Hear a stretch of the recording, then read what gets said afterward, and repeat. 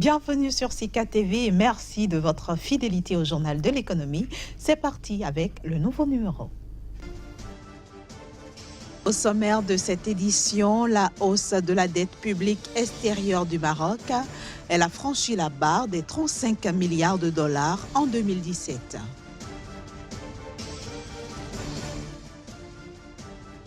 Omar al-Béchir va en guerre contre la corruption au Soudan.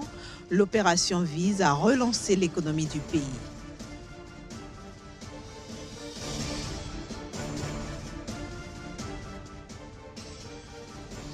Enfin, la production du café n'a pas comblé les attentes au Cameroun. Elle est en baisse de près de 20%.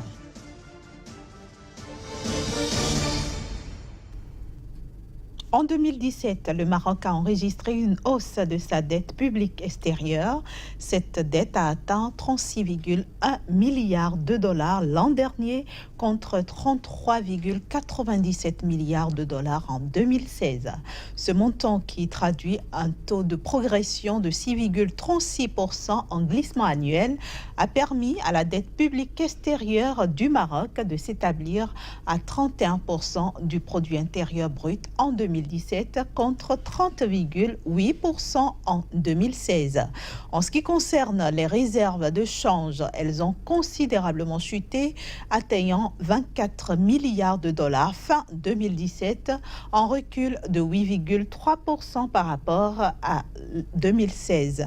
Les principaux créanciers internationaux du pays sont les institutions multilatérales qui occupent la première place avec 43,7% de la dette publique extérieure. Les créanciers bilatéraux occupent quant à eux la deuxième place avec 29,3%, tandis que le marché financier international et les banques commerciales occupent 23,4% de la part de cette dette. L'Inde envisage de nouer de nouvelles relations avec le continent africain à travers notamment la signature d'un accord de libre-échange. Objectif, renforcer les échanges commerciaux bilatéraux et diversifier le panier de ces échanges commerciaux. Pour y parvenir, l'Inde entend s'appuyer sur les pays signataires de l'accord portant création de la zone de libre-échange continentale africaine, une zone présentée comme étant la plus vaste au monde quand l'on considère le nombre total de pays membres. L'accord de libre-échange en gestation en Inde par rapport à l'Afrique pourrait faire passer les échanges commerciaux entre les deux parties de 53 milliards de dollars en 2017 à 150 milliards de dollars d'ici 5 ans. Et puis le président soudanais va en guerre contre la corruption.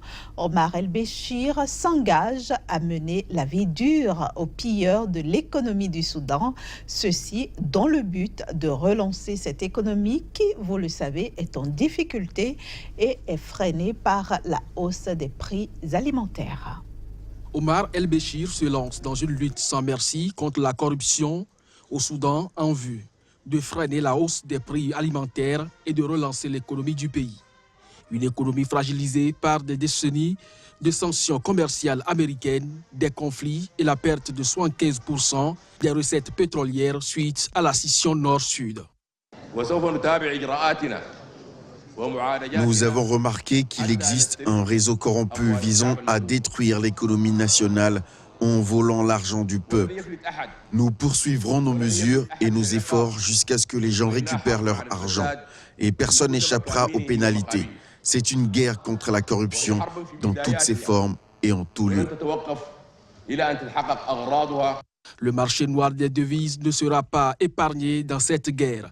Ces fluctuations ont en effet forcé la Banque centrale soudanaise à dévaluer par 2 fois la monnaie du pays depuis le mois de janvier, où la livre soudanaise a atteint son plus bas historique alors qu'elle se vendait entre 43 et 45 dollars contre un taux officiel de 28 dollars. Il est clair qu'il y a un manque de monnaie étrangère dans notre économie nationale, car toutes sortes de biens sont disponibles et en grande quantité. Mais il y a une spéculation avide entre les vendeurs de devises, d'or et les trafiquants de nourriture. Et ce sont des minorités qui contrôlent tout, même le système bancaire.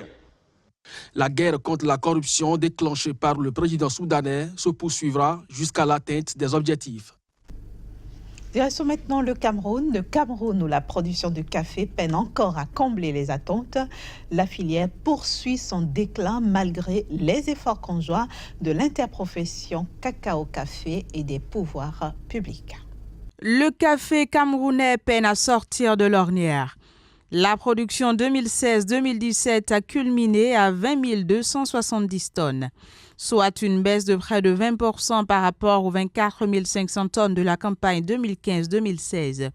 Il s'agit de la deuxième plus mauvaise performance réalisée par les producteurs camerounais au cours des 5 dernières campagnes après les 16 142 tonnes de 2012-2013, qualifiées par les acteurs locaux de la filière de pire campagne la plus mauvaise des 50 dernières années. Ainsi, depuis la campagne 2013-2014 qui avait redonné un peu d'espoir aux acteurs de la filière avec une production globale de 32 800 tonnes, la performance du café camerounais a de nouveau régressé de plus de 12 500 tonnes. Un résultat qui éloigne davantage le pays de l'objectif des 150 000 tonnes qu'il espère atteindre en 2020, conformément à son plan de relance des filières cacao-café. Plusieurs facteurs expliquent la baisse enregistrée, notamment l'indisponibilité des plants, l'utilisation de variétés anciennes au rendement insignifiant, la cherté des engrais, le vieillissement des plantations et des planteurs, mais aussi une désaffection des producteurs du fait des prix très peu rémunérateurs et jugés en déphasage total avec le volume de travail requis par l'activité de production du café. Et ce sera tout pour la première partie de ce journal de l'économie.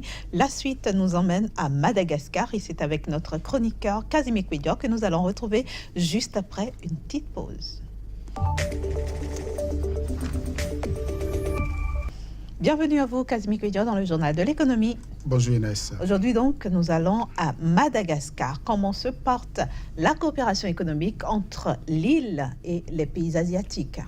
Il faut dire que le pays entretient de très bonnes relations économiques, mais surtout commerciales avec l'Asie, notamment les pays comme le Japon, comme l'Indonésie, comme le Vietnam, comme l'Empire du Milieu, pour ne citer donc que ces pays asiatiques qui aujourd'hui dressent le tapis rouge donc aux dirigeants malgaches, mais surtout aux opérateurs économiques de ce pays. Ils vont donc à Madagascar désormais pour squatter un peu l'univers économique, notamment de certains secteurs névralgiques de l'économie. Et aujourd'hui, Madagascar peut se taguer d'avoir des partenaires sûrs pour son développement. En tout cas, l'Asie aujourd'hui paraît comme le partenaire privilégié, la destination de choix pour ce pays-là et véritablement pour les 10-20 prochaines années. Madagascar aura attiré bon profit de ces bonnes relations avec les pays dont je viens de citer le nom, le Japon, l'Indonésie et bien d'autres encore. Qu'en est-il de l'Inde, par exemple ? L'Inde, par exemple, pour ce qui concerne donc le développement de certains secteurs névralgiques de l'économie malgache, l'Inde paraît aujourd'hui comme le partenaire potentiel. Déjà, on affiche en 2017 environ 340 millions de dollars en termes donc d'investissement au niveau donc du pays pour véritablement accroître les échanges commerciaux entre donc l'Inde et Madagascar. Aujourd'hui, l'Inde paraît comme le premier partenaire de cette renaissance de l'économie du pays devant les pays comme le Japon, la Chine, qui également sont en train de redoubler d'ardeur pour véritablement profiter de l'environnement économique, mais aussi géographique malgache, qui aujourd'hui offre beaucoup plus d'opportunités donc à ces pays à véritablement squatter donc cette île qui aujourd'hui paraît comme la destination sur le continent africain. Quels sont les domaines prioritaires qui sont visés? Alors, selon donc les différents documents issus donc des différentes rencontres entre les autorités malgaches et ceux donc de l'Asie, il faut déjà dire que les domaines prioritaires ici, c'est l'agro-business. L'agro-business, et donc lorsqu'on parle de l'agro-business, il faut y voir les spéculations comme le maïs, comme également les produits de rente, comme la canne à sucre et bien d'autres encore. L'Inde aujourd'hui pourra donc exploiter le potentiel donc malgache dans ce sens-là. On annonce également pour cette coopération la réalisation de beaucoup d'infrastructures, surtout dans le domaine énergétique, notamment la construction de barrages hydroélectriques d'environ 93,7 MW en termes donc de fourniture d'énergie. Madagascar qui peine à fournir de l'électricité non seulement à sa population mais également aux petites et moyennes entreprises verra donc son potentiel renforcé avec 93,7 mégawatts, je l'ai dit tantôt. Il faut déjà dire que Madagascar, jusqu'à aujourd'hui, c'est environ 15% du potentiel que l'État essaie donc de fournir au niveau donc du pays. Donc, avec cette forme de partenariat, Madagascar verra donc la croissance de son potentiel au niveau de l'énergie électrique. On annonce aussi les énergies renouvelables, soit 7,5% à 9 mètres par seconde au niveau de l'éolienne. Donc, cette technologie sera donc importée vers Madagascar pour véritablement accroître la production au niveau du pays. Il y a d'autres secteurs également qui verront donc la coopération au niveau du pays parce que Madagascar, je l'ai dit tantôt, c'est beaucoup donc de ressources en termes donc de l'agriculture mais aussi au niveau des services tels que les télécommunications, tels que également le transport où certains pays donc comme la Chine viendront véritablement accompagner le potentiel donc routier, la flotte routière mais aussi la construction des infrastructures de type moderne au niveau donc de Madagascar. Et donc, véritablement, Madagascar pourra profiter donc de cette bonne relation qu'il y a aujourd'hui entre l'Asie et le continent africain. On constate, Kazmi Pédior, que dans le pays, il y a un certain déphasage. Quand on prend le nord et le sud, le développement n'est pas le même.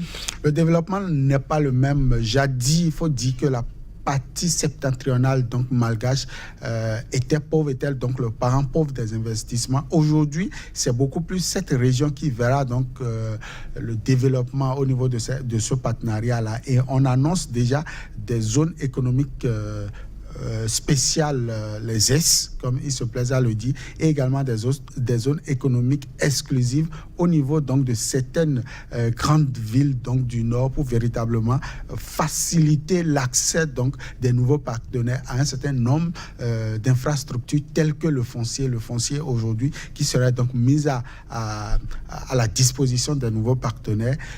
L'autre chose aussi qu'il faut faire remarquer, c'est la main d'œuvre bon marché qu'on peut retrouver au niveau donc de cette zone-là pour véritablement accroître la production au niveau de Madagascar. Donc je crois que le Nord verra désormais l'affluence au niveau donc des investisseurs pour véritablement compenser le déficit, pour compenser donc ce mal qui a été fait durant donc des siècles au niveau donc de cette partie du pays.